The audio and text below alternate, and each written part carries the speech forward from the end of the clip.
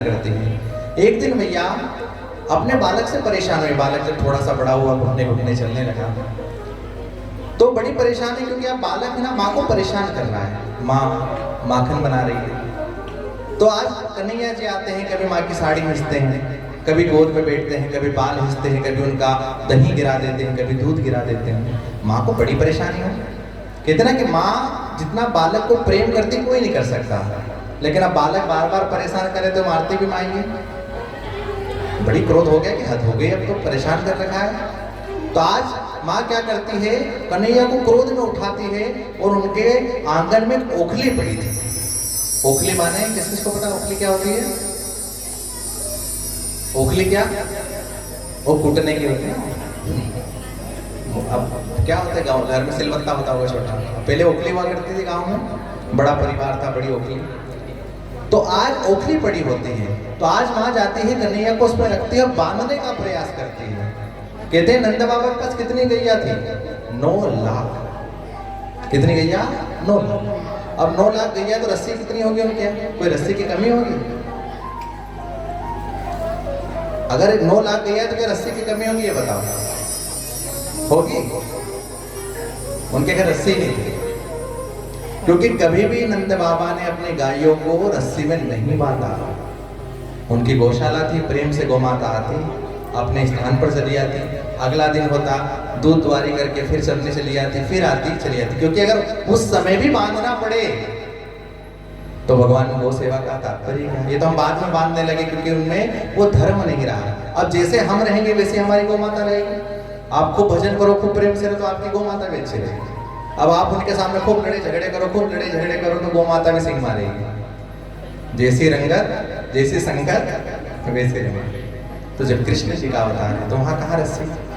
लेकिन फिर भी कहीं को आज यशोदा महारानी कहीं से कुछ रस्सी के टुकड़े लाती है और ओखली से कन्हैया को बांधने लगती है। तो हर बार है ना 2 उंगली रस्सी छोटी पड़ जाती है।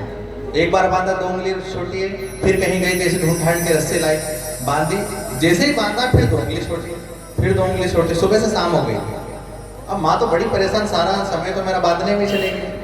लेकिन जब आज बाल गोपाल ने माँ को देखा तो विचार करा माँ थक गई है, अब अगर ज्यादा परेशान करूंगा तो 1-2 थप्पड़ मार देगी। तो भगवान जब माँ को देखा जो निराश है, थक गई, तो उनके प्रेम के अनुरूप भगवान स्वयं को बांधवा लेते हैं और वो रस्सी बढ़ जाती है, भगवान बन जाता है। भगवान को बांधने के लिए इस प्रकार नहीं बंधेंगे कि आप नियम से पूजा करोगे, 1 घंटा हवन करना है, 4 घंटे कथा करनी है तो भगवान मिलेंगे।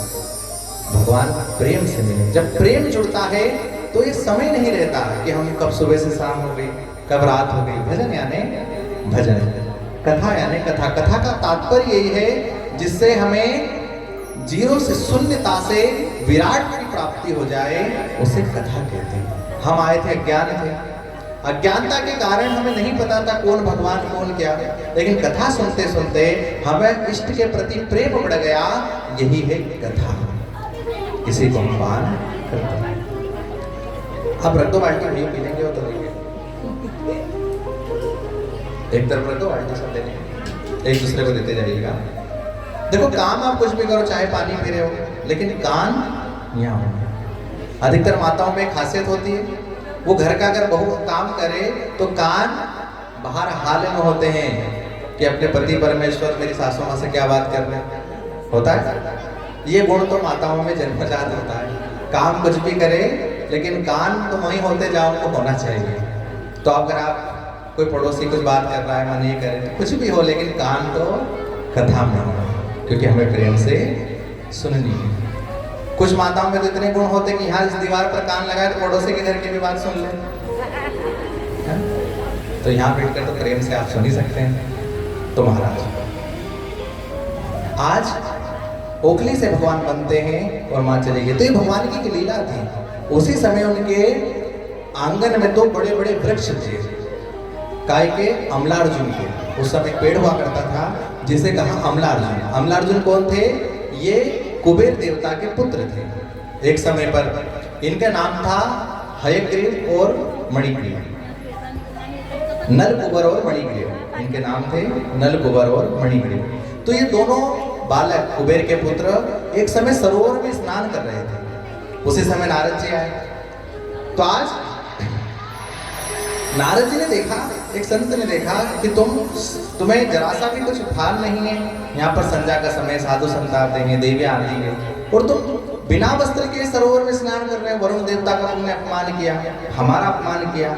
लेकिन अभी तो कुबेर के पुत्र थे, इसलिए ये संत की बात को नहीं मानते, अपने ही उस मद में रहते कि हम तो कुबेर पुत्र हैं। तो आज उस संत उन्हें श्राप देते हैं कि तुम्हारा ये जड़पन है, माने तुम किसी की बात नहीं सुन रहे, निर्वस्त्र होकर नहा रहे हो, तो तुम इस पृथ्वी पर जाकर के दो विशाल वृक्ष बनोगे, क्योंकि वृक्ष कपड़े नहीं पहनता। तो तुम जड़ हो, माने अपनी बात से नहीं टिक रहे हो, तो एक ही जगह खड़े रहोगे, पेड़ मिलता नहीं, एक ही जगह पर खड़े रहोगे।